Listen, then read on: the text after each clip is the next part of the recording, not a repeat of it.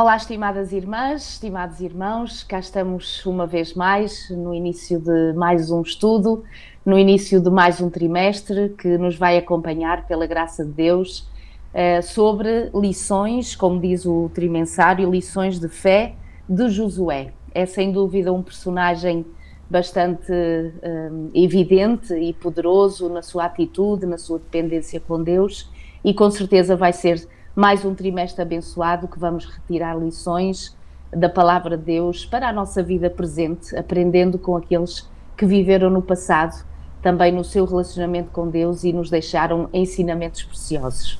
Saudamos todos vós, uma vez mais, aqueles que já nos acompanham há vários meses, que sempre deixam alguma mensagem de alento, de coragem, de gratidão. Agradecemos pela vossa amabilidade, pela vossa bondade e simpatia. E também, quem sabe, com algum amigo, algum irmão ou irmã que pela primeira vez sintoniza este canal e nos acompanha para estudarmos juntos a lição da Escola Sabatina, seja bem-vindo também. Com certeza que estamos juntos, marido, eu e tu, mais uma vez, pela graça de Deus, neste ministério pessoal que fazemos com muito carinho e de todo o nosso coração, e sempre oramos nós juntos, antes de fazermos a gravação, mas oramos também convosco durante a gravação para que Deus nos possa inspirar neste estudo e nessa reflexão. Marido, se quiseres fazer, por favor, a primeira oração. Com certeza. Obrigada. Oremos então. Nosso querido e amado Pai, mais uma vez, Senhor, recorremos a Ti porque és o único que nos pode ajudar na compreensão e, sobretudo, também no pôr em prática estes ensinos maravilhosos da Tua Palavra. Senhor, estamos a iniciar o estudo de um novo trimestre, um novo tema no livro de Josué. Obrigado, Senhor, por este grande líder do passado, da história do Teu povo, a quem Tu ajudaste, Senhor, em todos os momentos da sua vida, e obrigado também pelas lições que nós podemos retirar dele, que, tendo a Tua ajuda e a Tua graça a acompanhá-lo, ele tomou, contudo, as decisões corretas. Que o Seu exemplo, Senhor, possa ser um estímulo para cada um de nós, para que também, Senhor, nestas guerras em que nós hoje estamos envolvidos, não guerras físicas como aquelas que Josué teve de combater, mas sobretudo as nossas guerras espirituais, nós possamos ser, Senhor, pela Tua graça e pelo Teu poder, também vencedores. Amém. Fica, pois, connosco, ajuda-me a mim e à minha querida na explanação deste tema tão bonito, tão atraente e tão importante para os nossos dias. É o que nós pedimos, Senhor, e pela fé te agradecemos, em nome de Jesus. Amém. Amém. Muito bem, como palavras introdutórias, se calhar refletir aqui um pouquinho em relação às palavras que o autor dá no início, portanto, antes da lição desta semana, mesmo a própria introdução. Segundo as oportunidades, o livro de Josué.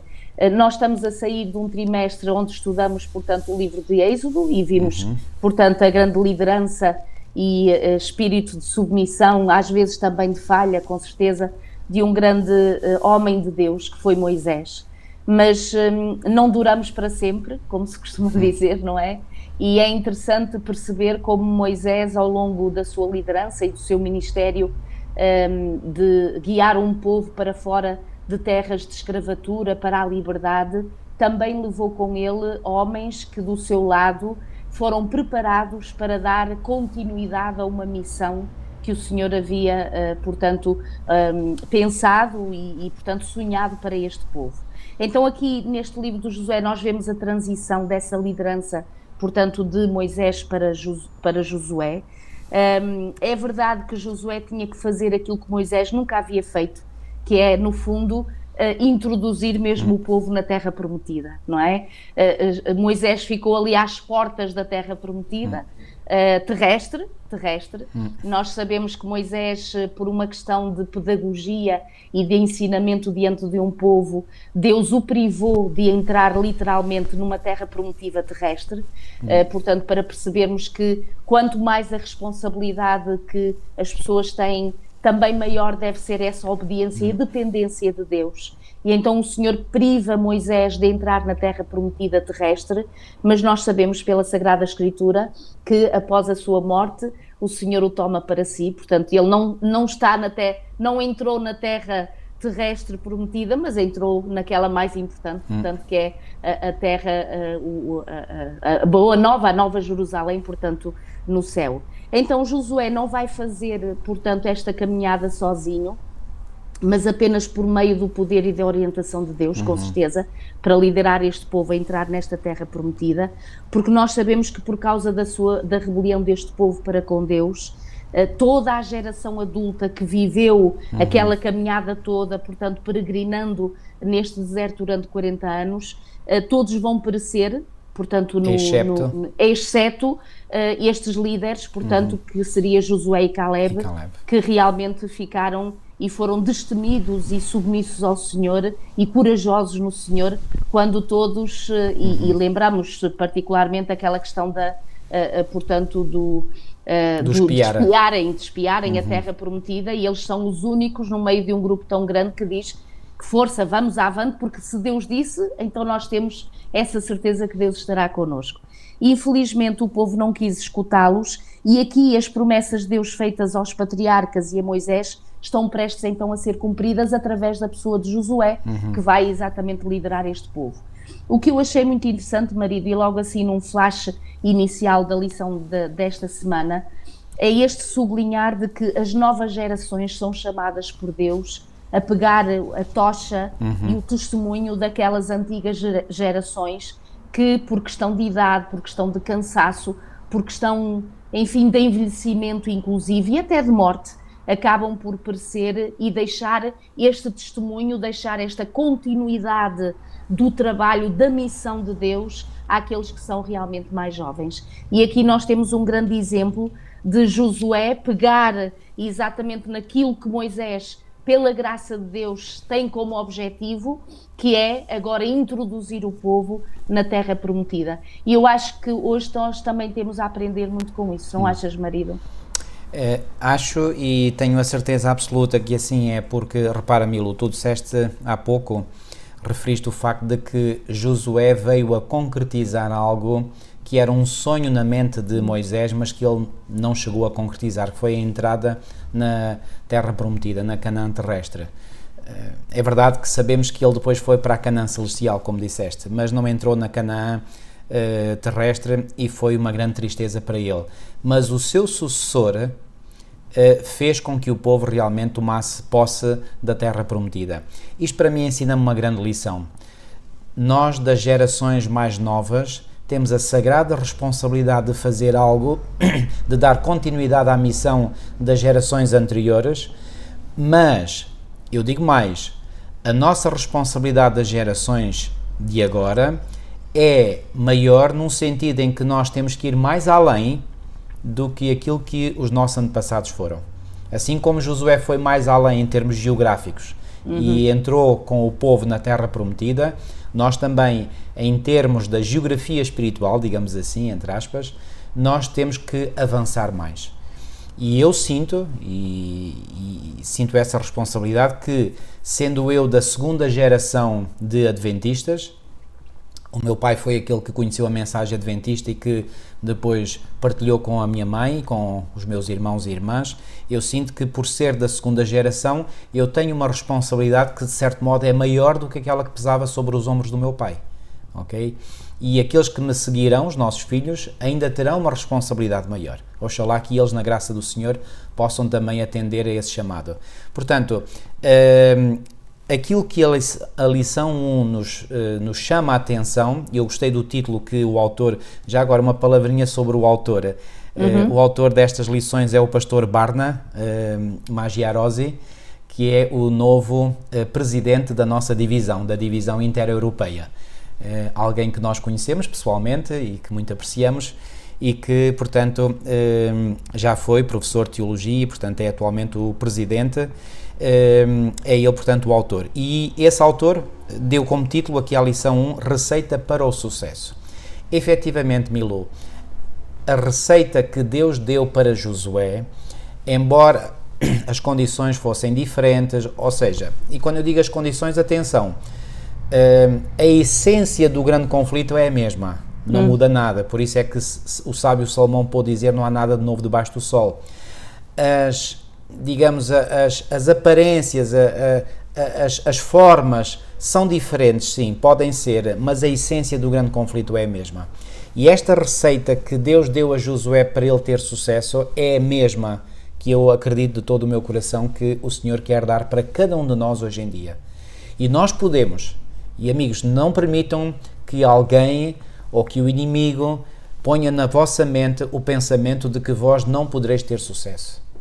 Não só podereis ter sucesso, como Deus quer o vosso sucesso. Deus quer o nosso sucesso.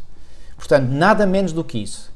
Então, quando nós sabemos que o Rei, o soberano de todo o universo, quer o nosso sucesso, amigos, eu creio que isso nos dá tamanho impulso, tamanha motivação, que se nós não andarmos, digamos, nos passos que o Senhor nos mostra para termos esse sucesso, é mesmo por má vontade ou por rebeldia.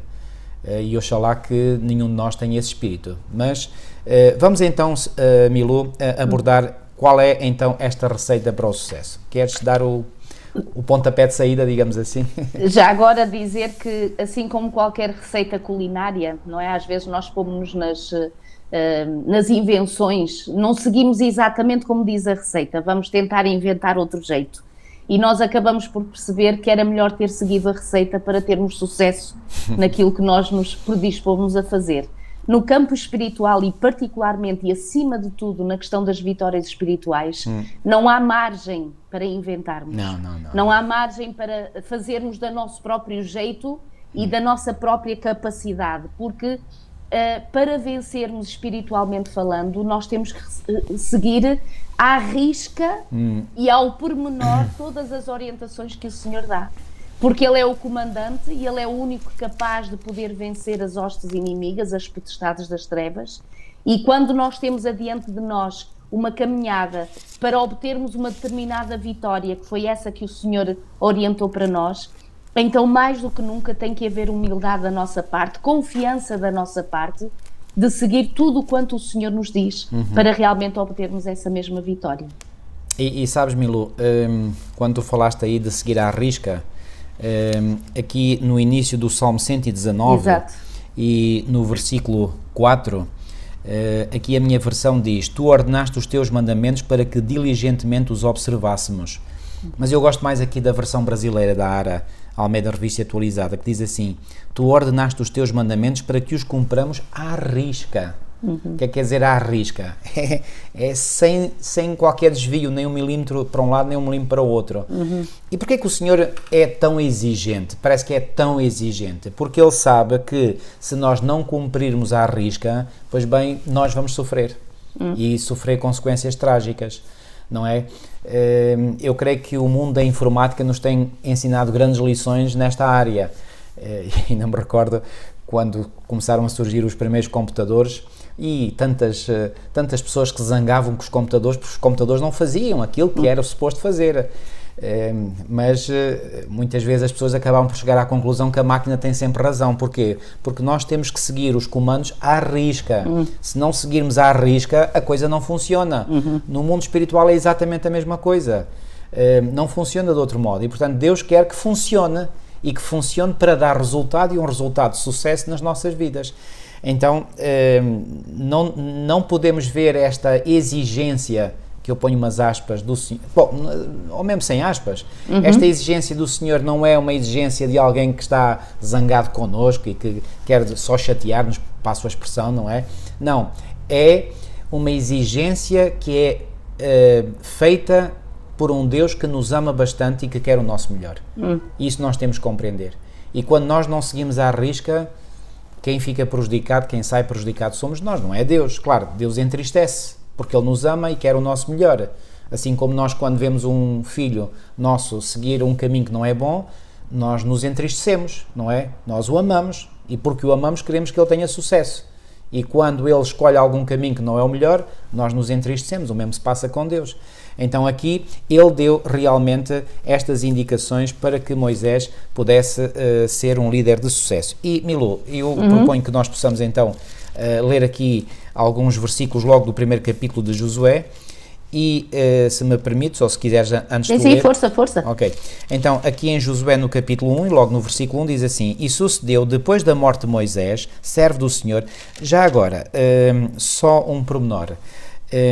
Alguns já me perguntaram como é que Moisés, que se diz, e bem, que é o autor do livro de Deuteronômio, que é o livro que precede o livro de Josué, como é que Moisés pôde escrever sobre a sua própria morte?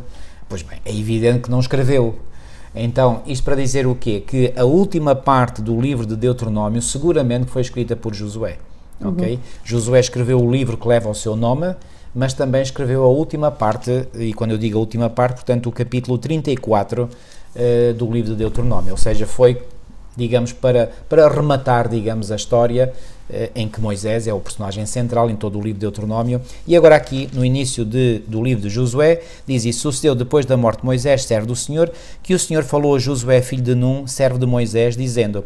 Curiosamente, eu nunca tinha me apercebido deste detalhe, mas aqui o autor chama a atenção para o facto de que Moisés é aqui identificado como servo do Senhor, ao passo que Josué é apresentado como servo de Moisés. Exato. E só no final do livro de Josué, no capítulo 24, é que Josué é apelidado então de servo do Senhor, em Josué 24, 29. E depois destas coisas sucedeu que Josué, filho de Num, o servo do Senhor. Porquê que no início do livro diz o servo de Moisés e aqui no final já diz o servo do Senhor? Porque no início do livro Josué ainda era, por assim dizer, um aprendiz. E ele estava sob a liderança, sob a orientação do grande líder humano que era Moisés.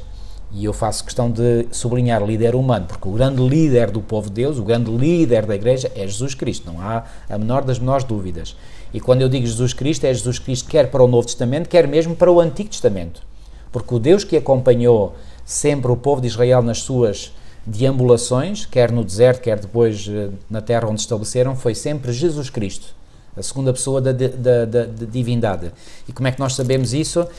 Já aqui fiz referência, mas não quero mais referir, em 1 Coríntios 10, nos versículos 1 a 4, lá Paulo diz que, vou ler só o versículo 4, e beberam todos de uma mesma bebida espiritual, porque bebiam da pedra espiritual que os seguia, e a pedra era Cristo.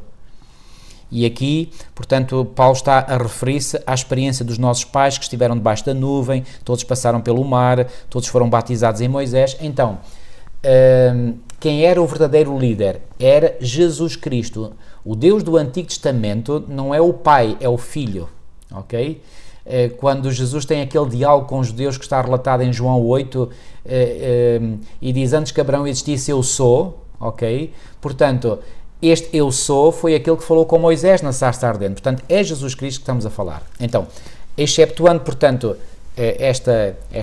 ou melhor, enfatizando esta noção de que Jesus é o verdadeiro líder do seu povo, então, humanamente falando, o grande líder era Moisés. E agora, Josué recebe o facho, por assim dizer, das mãos de Moisés e vai ser necessária toda uma experiência que vai acontecer durante aquilo que é descrito no livro de Moisés, para que ele ganhasse a experiência, o calo, a maturidade, para finalmente também ele ser designado como servo do Senhor. Que lição para nós, queridos. Que lição para nós, porque quantos às vezes não pensam que só por terem aceitado o Senhor e já estarem algum tempo na igreja já podem ser líderes. Não é sábio, e o apóstolo Paulo, por exemplo, aconselha que os bispos não deveriam ser neófitos. O que é que quer dizer a palavra neófito? Novos na igreja, novos na fé, novos nas lides do Senhor. Então é necessário experiência, e Moisés passa esse facho a Josué, e Josué então vai desenvolver a sua própria experiência com Deus e vai ser, pela graça do Senhor, vai ser também um grande líder. Eu sei que Moisés, pronto, é referido na Sagrada Escritura como realmente e sempre foi considerado pelo povo de Israel um grande líder, e foi, sem dúvida, mas Josué, eu diria que não ficou muito aquém da liderança de Moisés. Foi um grande líder também. E é sobre este grande líder, portanto, que nós iremos estudar ao longo deste trimestre. E aqui estava eu a dizer que, logo nesta introdução, no primeiro capítulo, diz aqui no versículo 2: Moisés, meu servo, é morto. São palavras de Deus a Josué. Levante depois agora, passa este Jordão, tu e todo este povo, porque Moisés vai morrer antes do povo passar o Jordão, e tu e todo este povo à terra que eu dou aos filhos de Israel. Todo o lugar que pisar a planta do vosso pé, vou-lo tenho dado, como eu disse a Moisés. Desde o deserto e desde este Líbano até ao grande rio, qual grande rio? O rio Eufrates, toda a terra dos heteus e até ao grande mar, este grande mar era o mar Mediterrâneo, para o poente do sol, claro, o mar Mediterrâneo ficava a poente, será o vosso termo. Nenhum se susterá diante de ti todos os dias da tua vida. Como fui com Moisés, assim serei contigo. Não te deixarei, nem te desampararei. Creio que aqui está a chave do sucesso. A garantia, a promessa dada por Deus a Josué de que não o iria deixar. Amigos, não há qualquer tipo de sucesso na nossa vida se Deus não estiver connosco. E para Deus estar connosco, nós temos que o buscar. Buscar-me-eis e me achareis quando me buscardes quê? De todo o vosso coração. E Jesus foi bem claro ao dizer, sem mim nada podereis fazer. Então, aqui está, eu diria, a base da fórmula do sucesso para Josué. E é também a base da fórmula do sucesso para nós. O Senhor tem que nos acompanhar na nossa vida, em tudo aquilo que fazemos. Se o Senhor não for connosco, não há sucesso. Milu, dou-te a palavra. Mas é interessante que, apesar desse acompanhamento que nós temos a certeza de ter da parte de Deus, porque Ele dá a entender que estará connosco, o versículo continua por dizer, ser no entanto forte e corajoso. Isso. Ou seja, da nossa parte tem que haver uma postura, uma vontade, uma disciplina, uma escolha, no sentido de colaborar com Deus nesse objetivo, desses planos que o Senhor tenha para a nossa vida. E quando o Senhor está a dar a entender a Josué que ele deva ser forte e corajoso, é porque já está a dar a entender que a coisa não vai ser fácil. E, portanto, que os desafios que estão adiante não são leves, nem são meigos. Portanto, ele está a iniciar uma caminhada e já agora até ir buscando essa ideia que tu referiste muito bem, portanto, que o autor faz referência de Josué ser considerado servo de Moisés e Moisés servo de Deus, e só no fim da vida de Josué que ele é considerado servo de Deus. É perfeitamente natural que naqueles que começam uma caminhada, não é, do conhecimento da palavra de Deus, da experiência com Deus, haja uma inicial dependência daquele que o levou ao conhecimento. Claro. E, portanto, quando nós temos pessoas que somos amigos, que conhecemos, que vêm ao conhecimento da palavra, é perfeitamente normal haver ali uma ligação de amizade, de unidade, de dependência até, no início, nesta caminhada espiritual. O que já não é normal é que depois de vários tempo e depois de vários anos a pessoa continue dependente da pessoa que o levou aos pés de Jesus. Aí tem que haver um crescimento, uma maturidade, uma aprendizagem que levará com que a pessoa faça esse corte umbilical daquele que é o humano, não é? Portanto, que o levou ao conhecimento da palavra, para aí sim haver uma dependência total do próprio Deus. E aqui temos um Josué que vai aprender de uma forma bastante dura. Esta vai ter uma caminhada, porque se Moisés já tinha tido desafios a liderar todo este povo, Josué não vai ter menos. Portanto, realmente lidar com pessoas, liderar pessoas é um desafio constante. É um desafio... E sobretudo na liderança espiritual. Exatamente, e na liderança espiritual particularmente.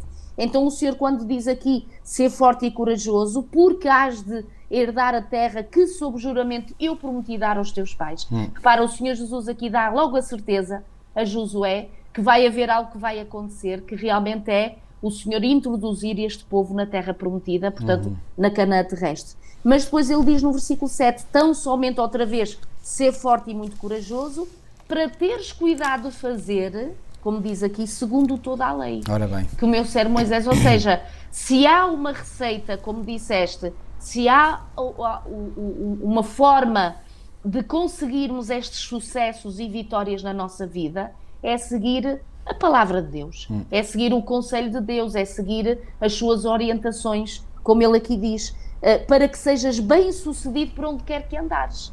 E agora repara, marido, aqui nós até poderemos pensar, então, mas por onde quer que andares, quando o Senhor, outra vez no versículo 9, não te mandei eu ser forte, corajoso, não temas, não te espantes, porque o Senhor teu Deus é contigo, por onde quer que andares. E as pessoas dizem assim, então, mas se é por onde quer que andar, pode ser qualquer caminho.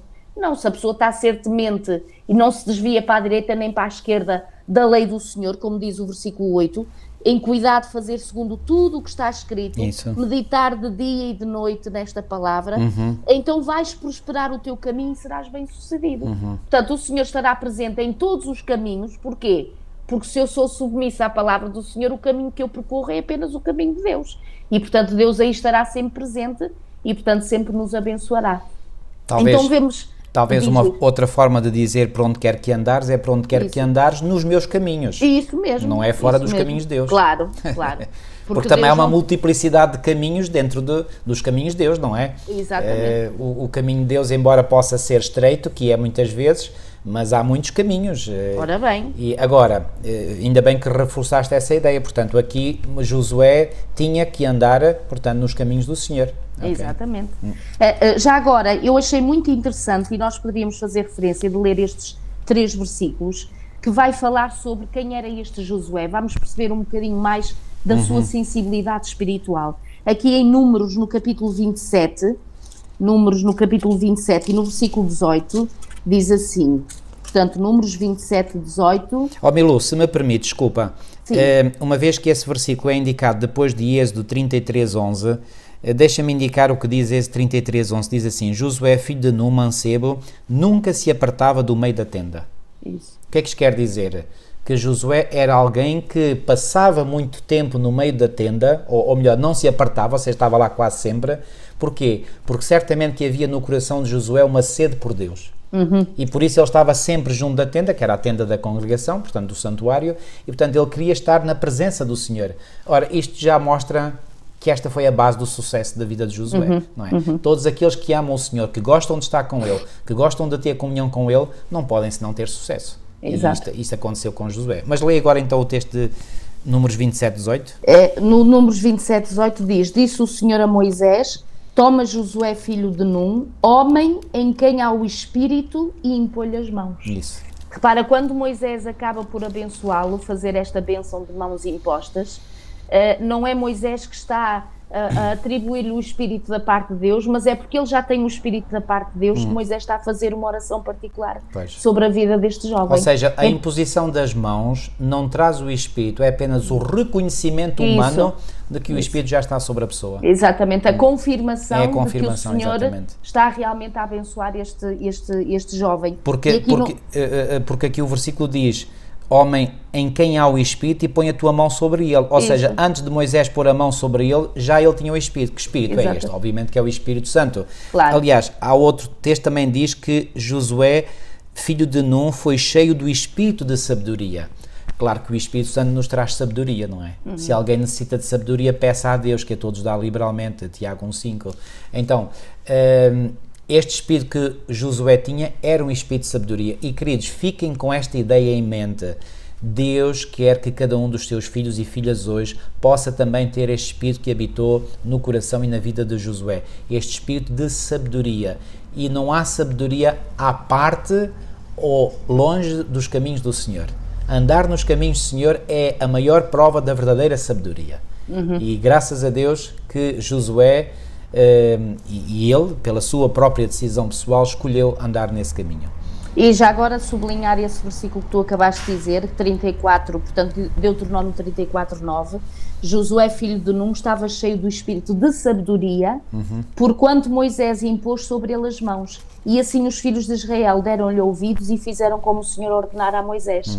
Então, repara, uma liderança inspirada e movida pelo Espírito de Deus, levará o coração daqueles que são liderados ao Senhor. É isso. E, portanto, quando nós estamos diante de uma responsabilidade, seja a liderança da nossa casa, liderança no trabalho, liderança na nossa igreja, porque todos temos funções diferentes e formas de liderar e de determinados lugares diferentes. Então, se é o Espírito de Deus que está connosco, com certeza que será este Espírito que, com sabedoria, como tu disseste, levará na graça de Deus o Espírito, ou seja, o Espírito do próprio Deus, a moldar o coração das pessoas para que elas ouçam a palavra do Senhor e se sintam movidas e se sintam, portanto, persuadidas por esse Espírito que vem da parte do Senhor. Amém. Ok? Amém. Agora aqui, na lição de segunda-feira, marido... Só um detalhe, se me permites. Aqui na lição de domingo, o autor chama aqui a atenção, também nunca tinha visto este detalhe, que achei interessante, que, portanto, Moisés ainda domina o primeiro capítulo.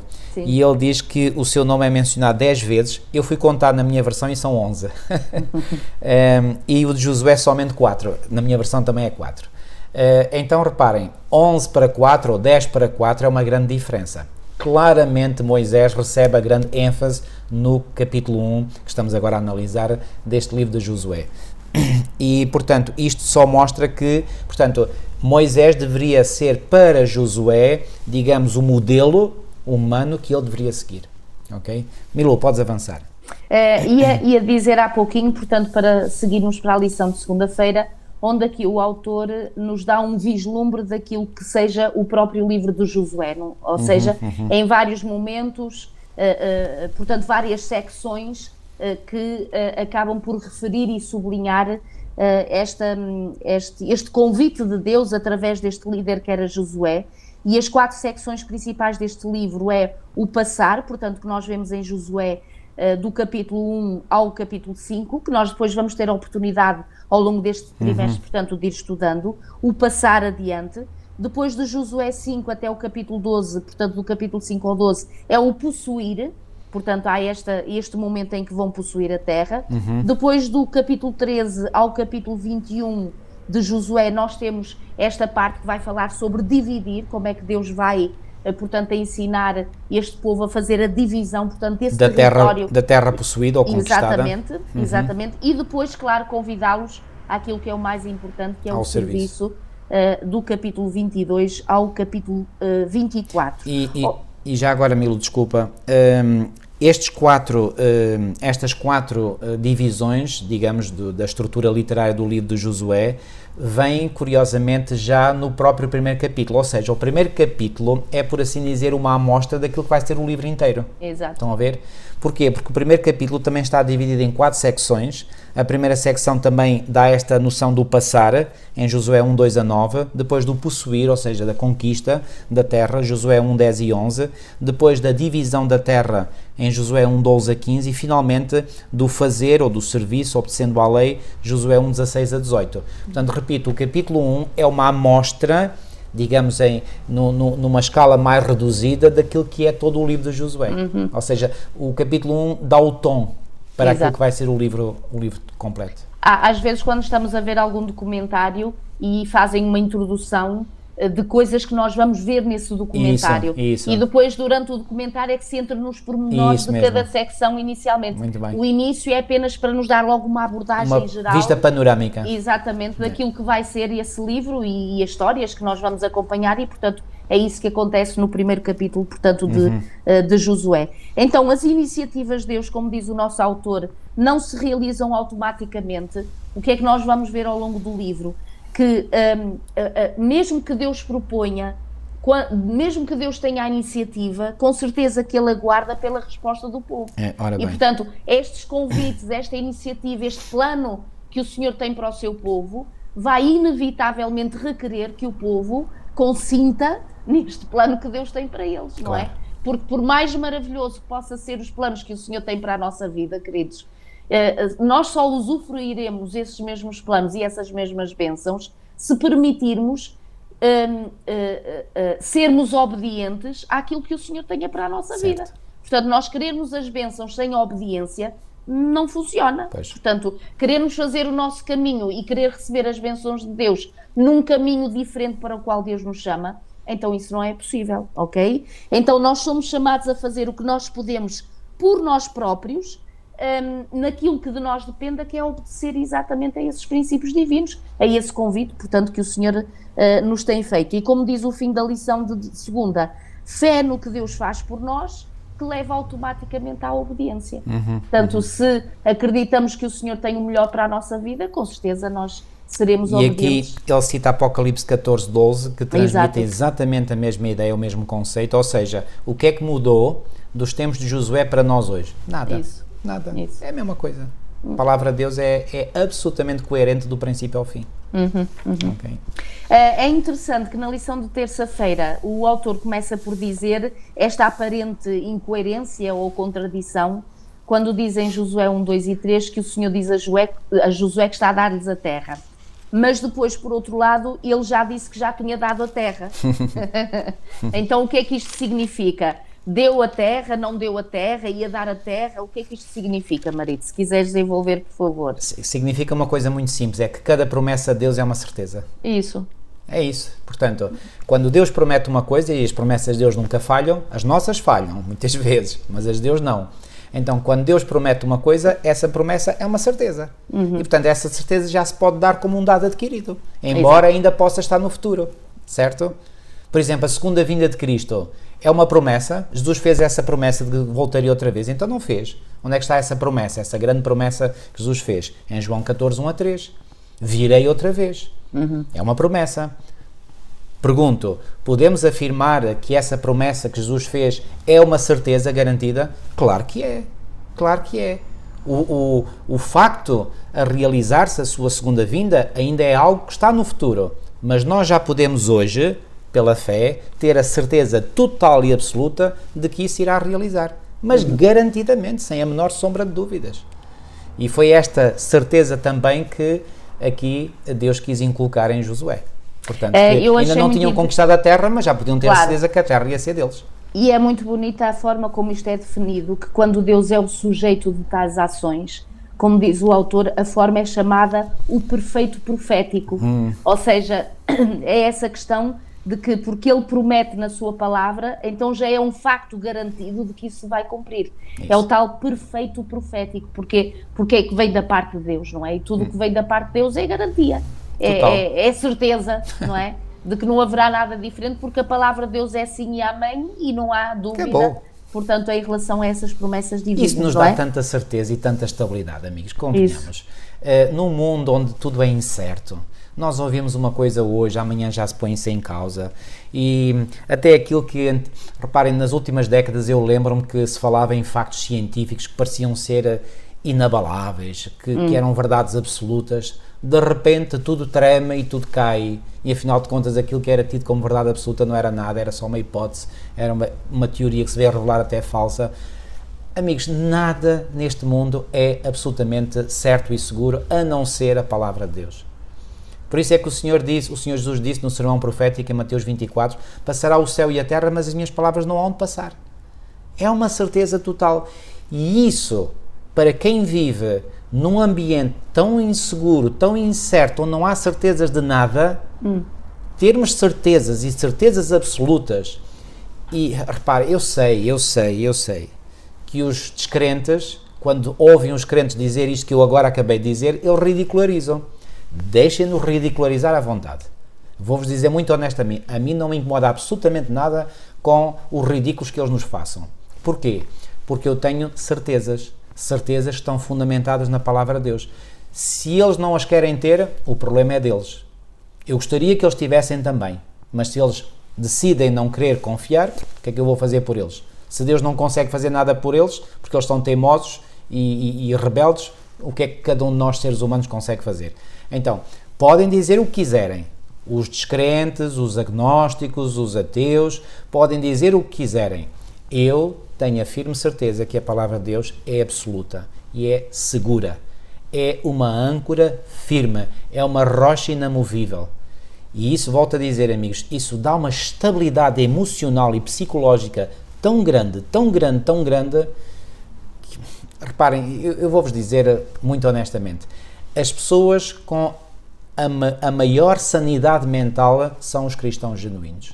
Porquê? Porque a sua mente está fundamentada nas verdades eternas e inamovíveis da palavra de Deus. E isso dá estabilidade mental. Portanto, são as pessoas mais sãs. Então, aquele que verdadeiramente confia em Deus e na sua palavra é uma pessoa estável, é uma pessoa equilibrada, é uma pessoa em que a sua mente revela certezas, e essas certezas não é por ela pessoa, por ela própria, mas é porque ela confia inteiramente na palavra de Deus. É isto que dá estabilidade.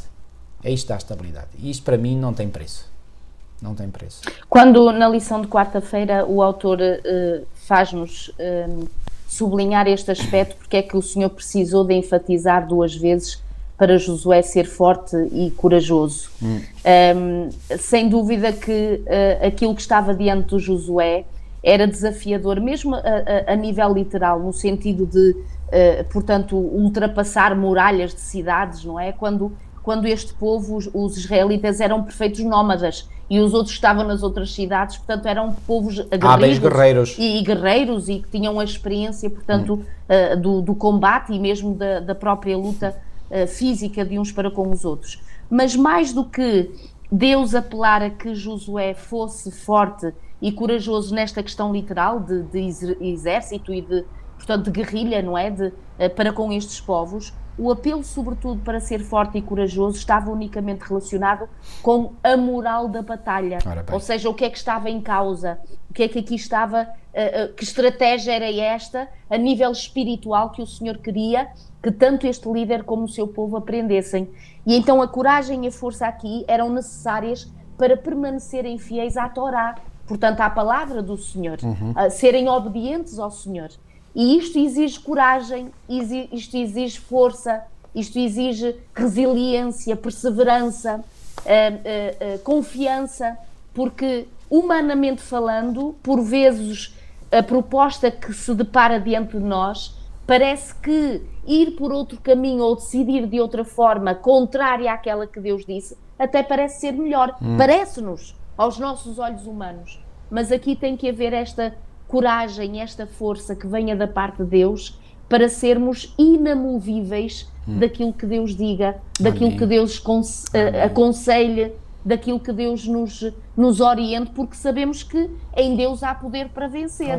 Agora, em nós não. Em nós não há nenhum mesmo. Podemos andar iludidos e acabaremos mais tarde ou mais cedo por perceber que perecemos e que somos vencidos, portanto não há em nós esse poder. E é por isso que depois nesta lição também o autor vem-nos referir esta passagem maravilhosa de Paulo na carta aos Efésios, que é nada mais, nada menos que a armadura de Deus. Isso. Não é? Nós estamos numa luta hoje, é verdade, não é contra as muralhas, não é? Portanto, nós não estamos numa luta física, graças a Deus, há países que estão em luta física uns contra os outros, nós não estamos, mas mesmo nesses países em que há luta física uns contra os outros, a batalha maior continua a ser a mesma para todos, que é esta batalha do grande conflito. E, portanto, nós não temos capacidade em nós, a não ser quando colocamos sobre nós esta armadura de Deus, para realmente sairmos vencedores. Porque é o Senhor em nós e através de nós que nos dará a capacidade, a sabedoria, a humildade, para percebermos que realmente de Deus vêm todas as vitórias e dele, sem dúvida, virá o poder. Tu falaste das muralhas e bem que hoje não temos muralhas físicas pela frente, mas olha que às vezes as muralhas intelectuais que nós encontramos, não sei se não são tão duras como as muralhas de pedra, não é? Do passado. Porque há esquemas mentais, há ideologias, há filosofias humanas que são tão duras de penetrar, tão duras. E eu já vivi a experiência de às vezes dialogar com pessoas que têm a mente tão desordenada, tão confundida, tão pervertida, que quando nós dialogamos com essas pessoas até parece que ficamos cansados. Eu falo por mim, atenção, ficamos cansados porque a gente sente que andou ali por um labirinto ao tentar compreender aquela pessoa, um labirinto tremendo, e no meio desse labirinto a gente lá se conseguiu escapar. Há muralhas muito duras mesmo. Aliás, o apóstolo Paulo, na segunda epístola aos Coríntios, lembrou-me agora deste texto, segunda epístola de Paulo aos Coríntios, no capítulo 10 e nos versículos 3 a 5, diz assim, porque, eu vou ler aqui na versão ARA, porque embora andando na carne não militamos segundo a carne, não militamos, aqui este verbo militar vem, portanto sugere uma guerra, não é? Porque as armas da nossa milícia não são carnais e sim poderosas em Deus para destruir fortalezas. Eu pergunto, que fortalezas são estas a que Paulo aqui faz referência? São fortalezas como eram as fortalezas de Jericó? Claro que não. Que fortalezas são estas? São fortalezas intelectuais. São fortalezas de mentalidades, são fortalezas religiosas, são fortalezas espirituais. Mas Paulo diz, As armas da nossa milícia não são carnais e sim poderosas em Deus para destruir fortalezas. Ou seja, as armas que o Senhor nos dá, embora essas fortalezas sejam tremendas, como eu acabei de referir, as armas que o Senhor nos dá são capazes de vencer essas fortalezas. Anulando nós sofismas, cá estão as fortalezas. As fortalezas intelectuais são estes sofismas. O que é que a palavra sofisma quer dizer? Nunca mais me esqueço, quando eu comecei a ter aulas de filosofia no meu 10º ano, se falava dos sofistas gregos, que eram especialistas em sofismas. O que é um sofisma? É uma arte engenhosa de lidar com as palavras ou com as ideias, de modo a fazer passar como verdadeiro algo que é falso. Isso é um sofisma. E Paulo aqui fala de sofismas, que nós podemos anular sofismas. Podemos como? Nós sozinhos? Não.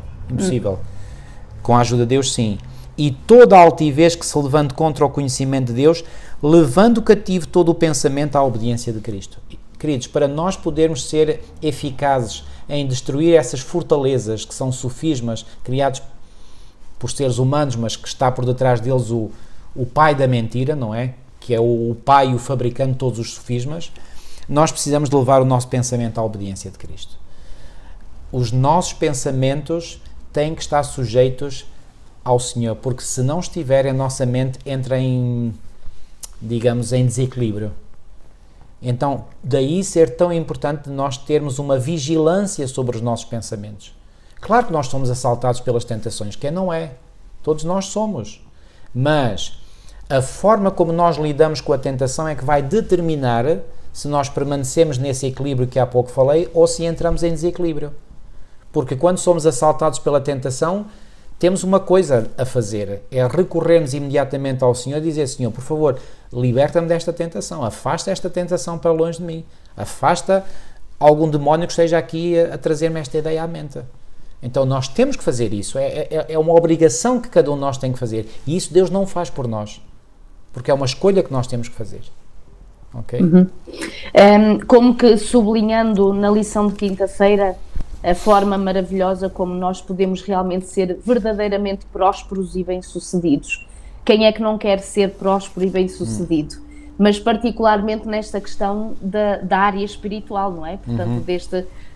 Portanto, deste caminhar com o Senhor Jesus. E aqui o termo hebraico para próspero, tsalak, implica a realização satisfatória do que foi planeado ou um estado de circunstância favorável. Ou seja, Deus nos ajuda a que realmente esta prosperidade seja no sentido de termos circunstâncias favoráveis, mas para quê? A prosperidade para quê? E depois vem o termo sacal de ser sábio, ou seja, prosperar, ser bem-sucedido, ou ser prudente, ou agir com sabedoria. A noção de sucesso está intimamente ligada a agir com sabedoria, temendo a Deus e obedecendo à sua palavra. Porque reparem, aquilo que na sociedade nos é indicado como ser próspero e ser bem-sucedido não tem nada a ver com aquilo que é ser próspero e bem-sucedido segundo a vontade do Senhor. Para a verdadeira prosperidade e o verdadeiro sucesso está intimamente ligado ao nosso relacionamento com o Senhor Jesus.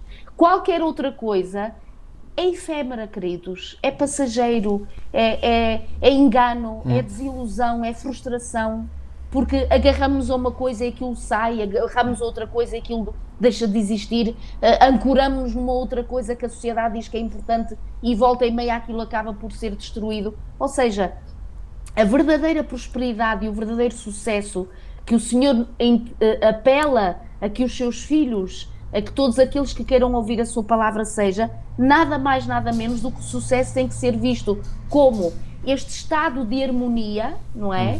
Entre os valores e os princípios espirituais. Claro. Ou seja, uma harmonia da nossa vida que, quer tenhamos muito, quer tenhamos pouco, quer tenhamos abastados ou pobres, e até me estou a lembrar do apóstolo Paulo quando ele diz: sei viver em qualquer e toda circunstância, sei estar rico, viver como rico ou como pobre, ter muito ou ter pouco. Mas em que sentido ele que falava? Da questão física, não é? Das questões do dia-a-dia. Porque a nível espiritual, a prosperidade e o sucesso podem acompanhar sempre os filhos de Deus. E, aliás, este relacionamento com o Senhor vai trazer exatamente esta este sucesso no sentido de, seja qual forem as circunstâncias que nós estejamos a viver na nossa vida, nós podemos ser prósperos em Jesus, podemos ser dependentes do Senhor Jesus, que nos vai dar uma tranquilidade e uma serenidade que, mesmo que tudo esteja a cair à nossa volta, nós sentimos confiantes e sentimos abrigados, protegidos e cuidados pelo Senhor. Amém, amém. Cris, eu gostaria aqui de enfatizar algo. Milu, se me permites, eu vou voltar aqui só a destacar 2 aspectos da lição ainda de quarta-feira. Uma aqui na pergunta, o autor faz aqui esta pergunta: embora hoje o povo de Deus não necessite de participar em combates militares, como podemos aplicar as palavras de encorajamento dadas a Josué nas nossas lutas espirituais cotidianas? O que quer dizer cotidianas? Do dia a dia. Então, queridos, a caminhada cristã não é uma caminhada, é uma caminhada de sucesso, sim, e Deus quer que nós tenhamos sucesso, volto a enfatizar aquilo que eu disse no início, mas este sucesso tem um preço, e um preço bem alto, é que nós precisamos de não abandonar a luta. Nós precisamos de ir à luta, e essa luta não é uma luta que eu tenho hoje e depois só daqui a uma semana é que volto a ter. Ui, era bom que assim fosse, era, ui, que maravilha. ou não.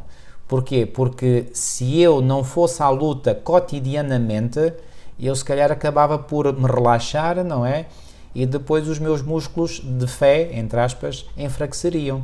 Assim como nós somos obrigados a vencer as lutas cotidianamente, nós temos que exercitar os nossos músculos espirituais cotidianamente, porque essa é a realidade. E depois mais à frente aqui no comentário, o segundo dado que eu quero aqui realçar na lição de quarta, do dia 1 de outubro, é: hoje, ao cumprir a missão que lhes foi confiada por Cristo, os cristãos enfrentam desafios semelhantes aos de Josué. Ou seja, o que é este ou seja? É-lhes exigido que travem uma guerra contra as suas próprias tendências pecaminosas. Queridos, todos nós temos tendências pecaminosas.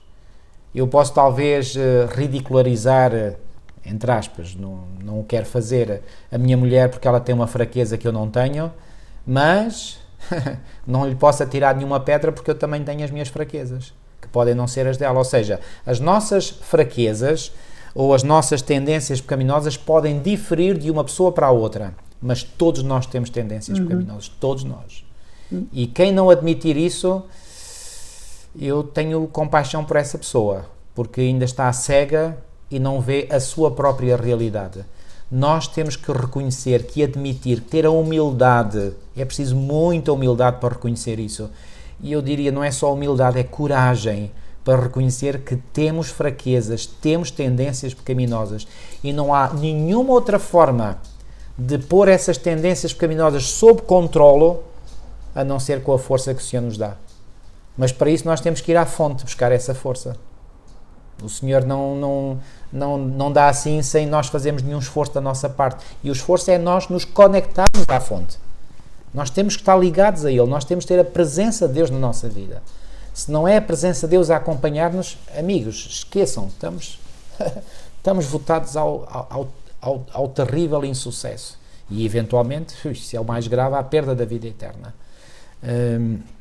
Sim, porque podemos ter alguns insucessos e, mesmo assim, pela graça de Deus, se nos arrependermos, ganhar a vida eterna. Reparem, Sansão não colecionou vários insucessos na sua vida e o Senhor não lhe deu, finalmente, a graça de se salvar. Por isso é que ele é mencionado como fazendo parte dos heróis da fé, em Hebreus 11. Mas desculpa, eu disse Sansão. Não foi só Sansão, portanto, que teve essas falhas e que depois acabou por ser vitorioso. Moisés não teve as suas falhas, Abraão não teve, muitos outros não tiveram, Davi não teve, Salomão não teve, mas pela graça de Deus foram vitoriosos. Mas Deus não queria que eles tivessem os acidentes de percurso que tiveram na sua vida. Bom, mas esses acidentes de percurso, por outro lado, olhem, são animadores para nós, de certo modo, porque nós também temos os nossos acidentes de percurso. E aquilo que Deus quer que nós pensemos é: olha, filho, filha, não desanimes por esse acidente de percurso que tiveste, porque lá no passado, e isso está registado na minha palavra, e eu deixei registado para isso mesmo, também houve homens e mulheres que falharam lá no passado, tiveram acidentes de percurso, mas nem por isso desanimaram, nem por isso deixaram de andar comigo, e eu os perdoei e eu os salvei. Então isso é um ânimo tremendo para nós, para que, apesar das nossas falhas que temos, dos nossos acidentes de percurso, mesmo assim não desanimemos. O ideal seria, claro que sim, não termos esses acidentes. Por exemplo, de José e de Daniel, nós não conhecemos grandes acidentes de percurso, não é? Bom, certamente que eram seres humanos com uma natureza pecaminosa, como nós temos, sem dúvida, não é? Mas isto para dizer que aqueles que são mais vigilantes, reparem, Jesus não disse orai e vigiai para que não caiais em tentação. O espírito, na verdade, está pronto, mas a carne é fraca. Cá está, a carne é fraca, a carne de todos nós. E o Senhor sabe isso muito bem. Quando Ele veio a este mundo, Ele assumiu sobre Ele a nossa natureza pecaminosa. Então Deus sabe muito bem, Jesus sabe muito bem, porque Ele experimentou na própria carne essa realidade. E, portanto, Ele sabe compreender-nos, Ele sabe as nossas lutas. E não só sabe as nossas lutas, como quer ajudar-nos. E pode ajudar-nos e quer ajudar-nos para nos dar a vitória. Que essa seja a realidade na nossa vida. E como arremate da lição de hoje, para nós que estamos rumo à terra prometida, não é? À Canaã celestial, a última citação que vem na lição de sexta-feira é muito interessante. Ellen White, no livro Fé e Obras, não há um ponto que necessite de ser realçado com mais diligência, repetido com mais frequência ou estabelecido com mais firmeza na mente de todos do que a impossibilidade de o homem caído merecer alguma coisa por suas próprias e melhores boas obras. A salvação é unicamente pela fé em Cristo Jesus. Está tudo dito. Ponto final, parágrafo.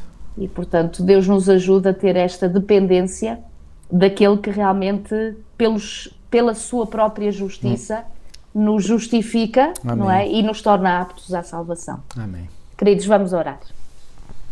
Querido Deus e nosso amado Pai, Senhor, nós te agradecemos por uma vez mais, Senhor, nos dás este privilégio, esta bênção de podermos abrir a Tua Palavra, Senhor. Nós que somos este povo errante e peregrino rumo à terra prometida, celestial, Senhor, ajuda-nos a aprender com estes queridos que no passado tiveram as suas lutas, tiveram as suas resistências, tiveram também as suas vitórias. Ajuda-nos, Senhor, a beber e a receber desta palavra ensinamentos para a nossa vida, Senhor. Pai, obrigada por esta oportunidade que continuas a dar-nos de estar com queridos irmãos e irmãs de tantos locais diferentes, que possas abençoar o meu irmão, a minha irmã, o amigo prezado, que nesta hora, Senhor, tenha alguma contrição no seu coração, que tenha alguma preocupação, que tenha alguma dor, que tenha alguma súplica ou algum pedido, Senhor, que Tu possas acudir e responder consoante a Tua vontade. Senhor, que continues a abençoar-nos, que nos ajudes, Senhor, na nossa esfera de liderança, a aprendermos também, Senhor, estes ensinamentos espirituais deste grande homem, jovem irmão que no passado aceitou este convite de liderar um povo e que era repleto e cheio do espírito de sabedoria. Dá-nos, Senhor, esta sabedoria, o Teu Espírito, e abençoa-nos, Senhor, a nós, aos queridos que representamos, às nossas famílias, e faz-nos encontrar bem para a próxima semana. Amém, Fica Senhor. connosco, Senhor, abençoa-nos e inspira-nos, em nome de Jesus. Amém. Amém. Mais uma vez foi muito bom estar convosco, que o Senhor vos abençoe e partilhem estas lições para que outros mais possam também ser abençoados. E até para a semana, se Deus quiser. Até para a semana. Que Deus vos abençoe.